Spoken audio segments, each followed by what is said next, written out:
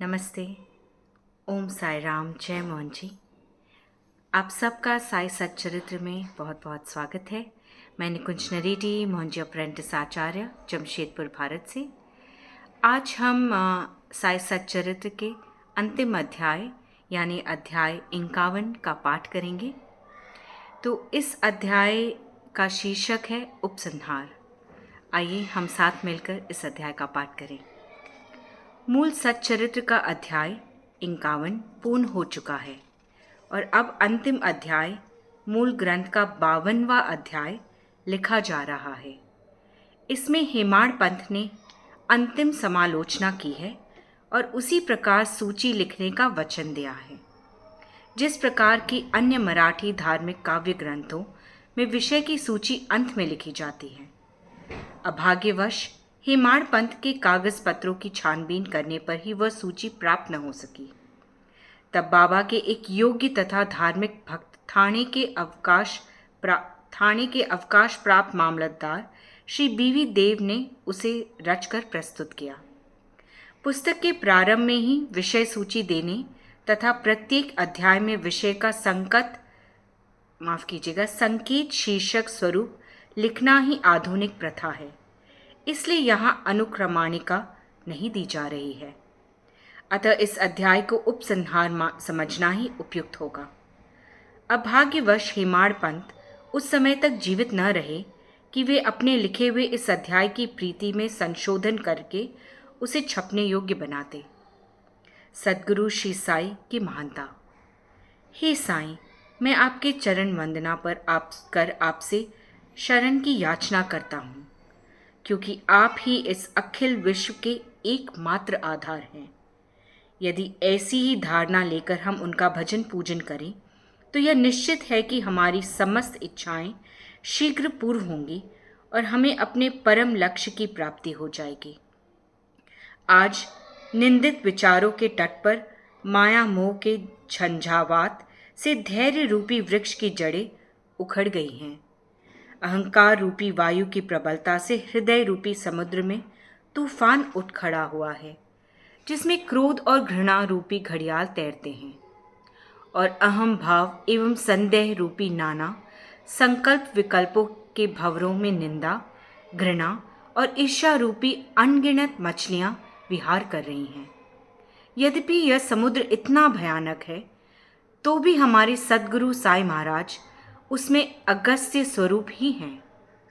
इसलिए भक्तों को किंचित मान भी भयभीत होने की आवश्यकता नहीं है।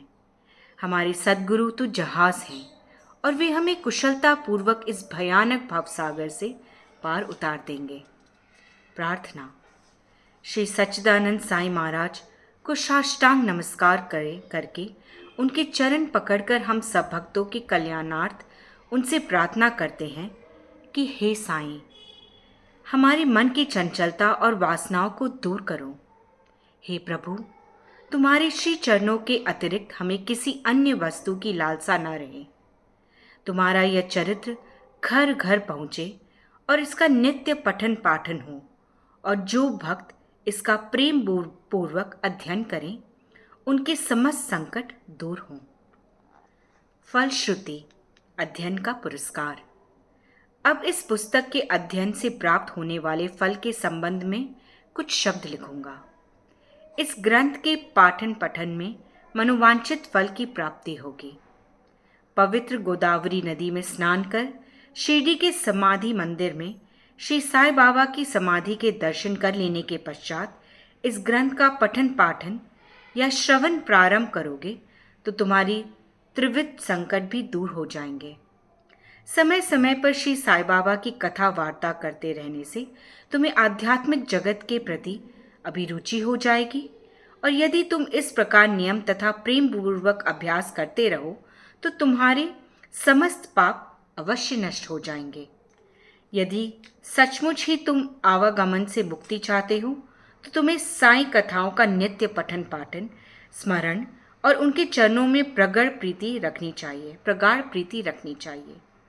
साई कथा रूपी समुद्र का मंथन कर उसमें से प्राप्त रत्नों को दूसरों को वितरण करो, जिससे तुम्हें नित्य नूतन आनंद का अनुभव होगा और श्रोतागण अधःपतन से बच जाएंगे।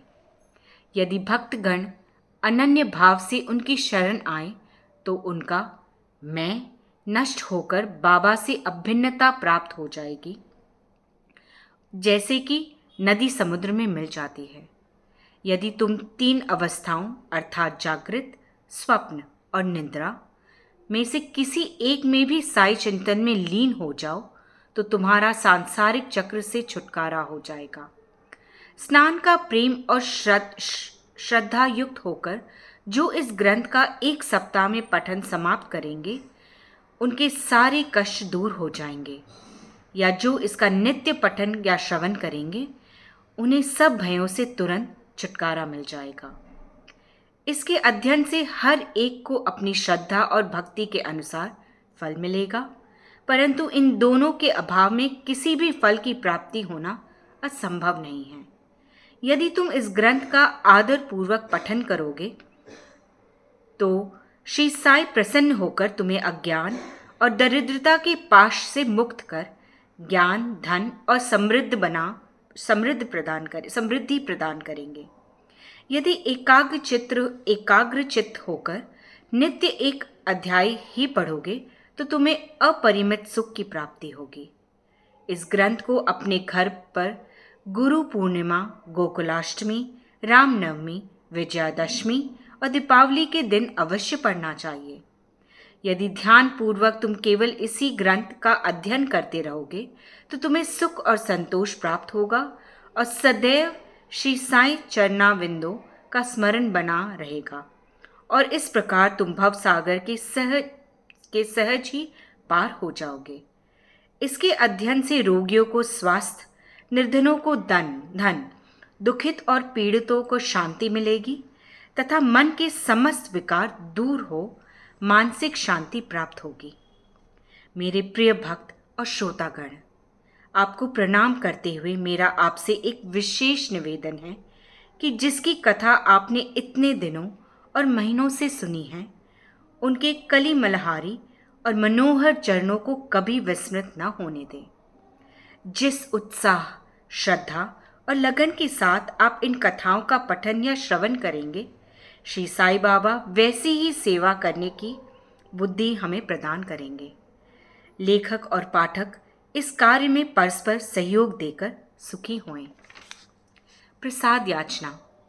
अंत में हम इस पुस्तक को समाप्त करते हुए सर्वशक्तिमान परमात्मा से निम्नलिखित कृपा या प्रसाद याचना करते हैं। हे ईश्वर, पाठकों और भक्तों को श्री साई चरणों में पूर्ण और अनन्य भक्ति दो। श्री साई का मनोहर स्वरूप ही उनकी आंखों में सदा बसा रहे और वे समस्त प्राणियों में देवाधिदेव साई भगवान का ही दर्शन करें। एवमस्तु। श्री सद्गुरु साईनाथार्पणमस्तु। शुभम भवतु। सप्ताह परायण सप्तम विश्राम।